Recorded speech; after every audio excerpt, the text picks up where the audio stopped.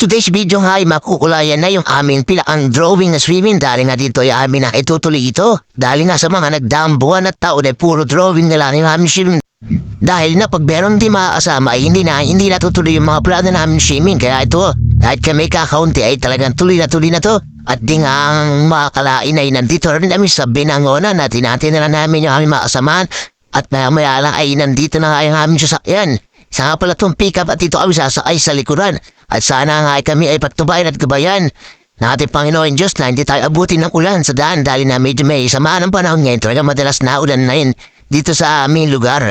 Kaya dito ay may dali-dali ang aming bumiyahe.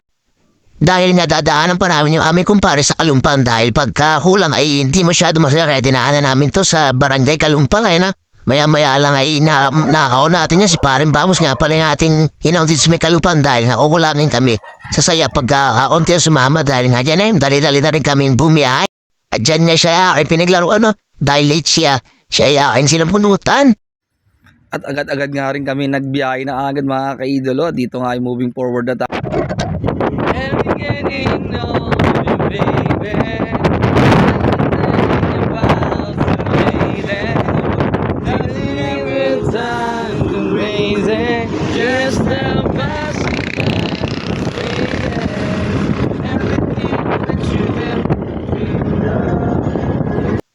Moving forward na, fast forward pa nga, dito na tayo, eto na tayo sa Pililya, papunta na tayo dyan sa Mabida, kaya na, at bibidyo ko nga lang pala dyan yung napakalaking electric pan, kaya nga pala nagdudulot ng malakas na hangin dito, ay bukas sa mga electric pan dito, kaya na, makikita nyo, kaya pala sobrang lakas ng hangin, binuksan nila yung electric pan, sila po ang dahilan kung bakit nag-uulan. At maya-maya nga lang nag-stop over lang kami sandali mga kaidro dahil kami na iinay dito ay kami muna ay nagbawas dahil nga dito ay sobrang malayo na rin yung aming nabiyahe at nakita nyo nga yung aming import, si BI. At nag-stop over naman kami mga kaidro para kumain ng RC's Pares. Napaka-solid din naman ang kainan dito, right? Medyo akonti ang serve sa masarap naman ang kanilang pagkain. At biyahe na nga lang uli agad kami mga kaidolo at kami nga nananalangin huwag sana kami abutan ng ulan dahil na kami nasa likod ng pick-up sigurado magiging basan sisiw kami pag uulan nga na sa biyahe na dahil nga kami hindi kasi sa loob kaya dito kami nakaupo sa likuran pero napakasolid naman ng banding dito sa likuran sana huwag lang kami abutin ng ulan. At na-try ko nga mag-video gamit ang ating monopod kahit medyo natatakot tayo baka malaglag sinubukan natin mag-video ay na napakaway pa yung ating mga kumpare dyan at dyan nga maya-maya lang ay atin ang tatapusin ng video ng monopod dahil nga natakot tayo baka liparin ang ating cellphone wala pa tayong pamunit at ito nga bagong bili pa nga lang. At naging traffic enforcer pa yung ating import si Bia dahil nga tayo paparada para pumili ng tubig natin baon. Ay no, pasinit sa inyas pa ang luho kala mo talaga marunong. At maya-maya nga lang tayo naman ay dadaan sa palengke dito sa Barangay San Pablo para mamili nga tayo ng ating mga lulutuin. Katulad ng mga manok, baboy, gulay at kung ano-ano pa. At pagkita na pa nga natin yung ating kumpare, post ko sa kanyang mukha yung video. At dyan nga tamang pili pa yung ating mga kumpare at meron nga tayong mga ispatan ditong badyaw. Mga kaidro na nag-aalakad lang na para nawawala lang ay na. O post ko yung ating kaibigan badyaw na si B.A. ay na para nag-aalala lang sa aming lugar sa Nabotas. Natapos na nga tayo sa bumili ng karne ng manok at baboy dito naman tayo sa gulay sa mga rekate na ating hindi pwedeng kalimutan sa mga bawang sibuyas, kamatis, luya, mga paminta yung mga kailangan natin bilhin talaga na natin makakalimutan at dyan nga ay naispatan pa natin itong mga tindera at maganda ang tindera kaya kami napabili na rin joke lang po. yan mga kaidolo, ito yung total lang aming napamili 1.7 ang bagan kami dyan mga kaidolo. Check ko lang pre. Check ko lang ay lang.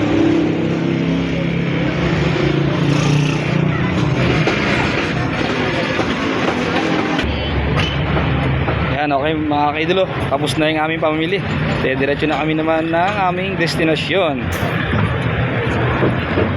Ante, baka magustuhan niyo pumalo sa aking pag-vlog para matitablan po ay, panood nyo yan sa Facebook yan sa profile. At isa nga napakabilis na biyahe, nakarating na tayo sa boundary ng sa Pablo at saka papuntang Quezon para sa Quezon na Andito ngayon, nagsali na kami ng aming inamin at nagbidi-video nga na ako sa gilid na. First time na alam pala natin maapunta rito sa Quezon kasama ang barkada ng Team Underdogs. Napakabilis nga lang namin ng biyahe at tuloy-tuloy na dadaanan nga namin ito ng magandang palayan dito na marami lubluban ng kalabaw.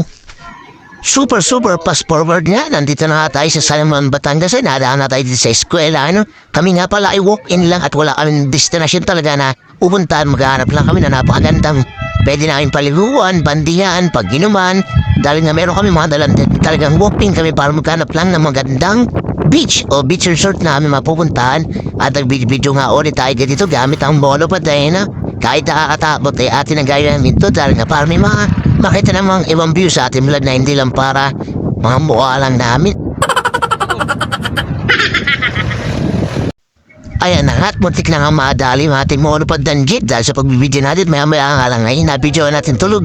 Si Paring Bea, birthday nga pala yan, kinabukasan.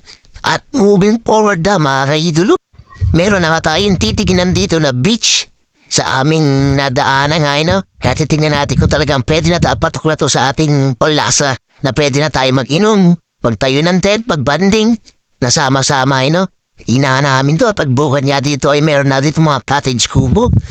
Tapos maya-maya lang ay siyempre dediretso tayo sa tabing tubig para makita natin kung talagang ito ay napakasulit at napakaganda na na pwede namin pagbandingan, inuman, sayaan at anumang pwede pa rin.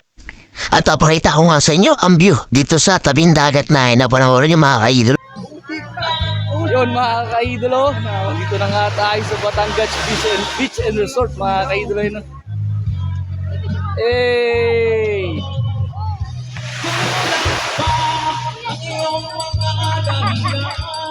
Ayan, nandun mga kumpare ko mga kaidolo, tinitignan nga nila kung pwede kami rito mag-tent kasi may bawang kaming tent. At meron na nga nauwang mga kumpare kong cottage na kami pwedeng tulugan. May 2 higaan, libre kuryente, libre tubig ang mga kaidolo. At pagpasok nga namin sa amin na upang cottage ay alat kami nagtulong-tulong magasikaso ng mga pwedeng gawin, pwedeng lutuin dahil na para kami makakain na lahat. At papakita ko nga sa inyo, ano, may mga jet ski nga pala dito, may mga banana boat. Kung magustuhan nyo pala ang video to, huwag nyo pong kalimutan pilutin ang like and share, follow button na din. Yun lang mga kaidolo, God bless po sa ating lahat. Update ko na lang po kayo sa mga susunod